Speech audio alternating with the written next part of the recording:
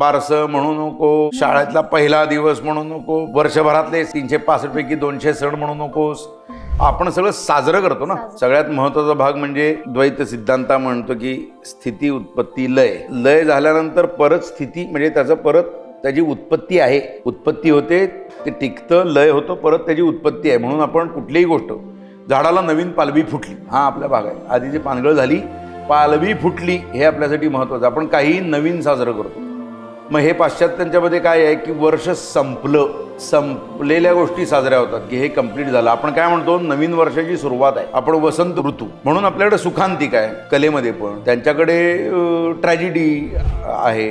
आता ते चूक बरोबर हा मुद्दा नाही आहे, मी त्या चूक बरोबर म्हणणार नाही. कुणी काय साजरा करावं ज्याचा त्याचा भाग आहे. पण आपण कुठलीही गोष्ट संपलेल्या गोष्टीनंतर परत नव्यानं सुरुवात होते या विश्वासावर अख्खं जगणं आहे. आपल्याकडे वाढदिवसाला औक्षण, पण तिकडे ती मेणबत्ती विझवली जाते. आपल्याकडे आता पुनर्जन्मावर हिंदू धर्म मानतो. आणि हे तर आता या वर्षात आजोबा किंवा आजी गेली आणि घरात मुलं आलं तर आपण मानतो, कॅरी फॉरवर्ड आहे, ते मानतो ना आपण. तसं ते तर ते मानणं बरोबर आहे का चूक आहे मुद्दा नाही आहे. तुम्ही तुमची होप ठेवलेली आहे त्याच्यामध्ये.